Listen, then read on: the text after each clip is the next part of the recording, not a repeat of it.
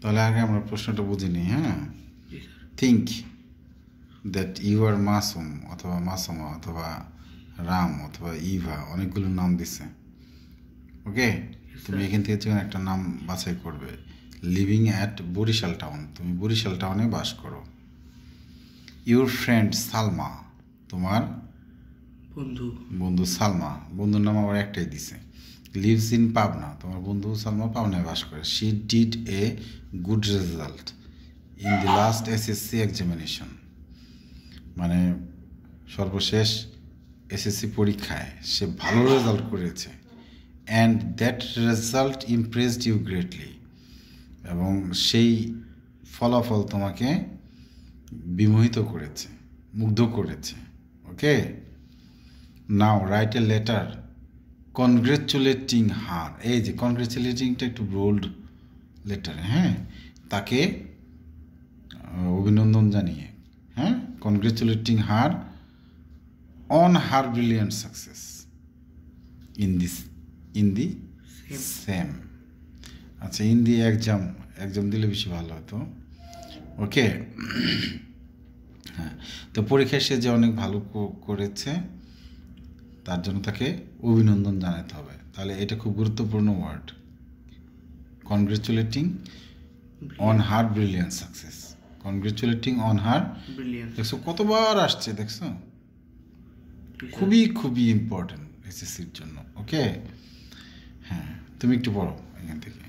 College road Barishal, আঙুল দিয়ে পড়ো। College road Barishal, 4 February 2025.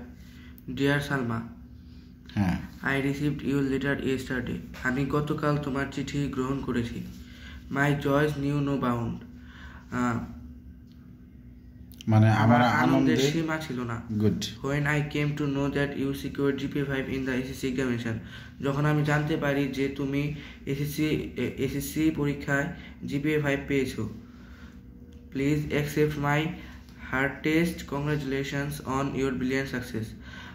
অনুগ্রহপূর্বক আমার আন্তরিক, হার্টেস্ট মানে আন্তরিক অভিনন্দন গ্রহণ করো। আমার অ্যাকসেপ্ট মানে গ্রহণ করো, হ্যাঁ, আন্তরিক অভিনন্দন গ্রহণ করো। তোমার ব্রিলিয়ান্ট সাকসেস, তোমার ওই ভালো ফলাফলের জন্য। ওকে,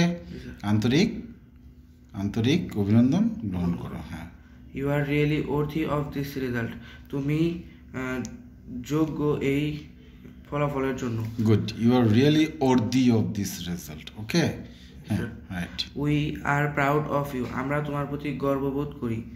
মাই parents are also very glad to know of your success, আমার বাবা মাও অনেক খুশি হয়েছে তোমার এই ফলাফল জেনে।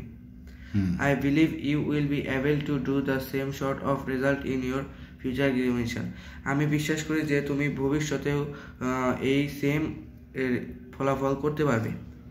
ইট will be a great pleasure for us if you visit us shortly, আমাদের জন্য খুবই আনন্দময় হবে যদি তুমি অল্প সময়ের জন্য আমাদের বাসায় বেড়াতে আসো। আই অ্যাম প্রিটি ওয়েল, আমি অনেক ভালো আছি। With best regards and love to all, মানে উইথ বেস্ট রিগার্ডস, অর্থাৎ রিগার্ডস মানে শুভেচ্ছা জানাই এবং সবার জন্য ভালোবাসা রইল। ইউর সেভার ইভা, ভালোবাসা এবং শুভেচ্ছা রইল। হ্যাঁ, রিগার্ডস অ্যান্ড লাভ, ইউর সেভার ইভা।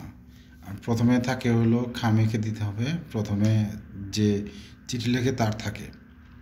ইভা লিখছে বরিশাল থেকে, কার কাছে লিখছে? সালমার কাছে, চট্টগ্রামে যাবে এটা।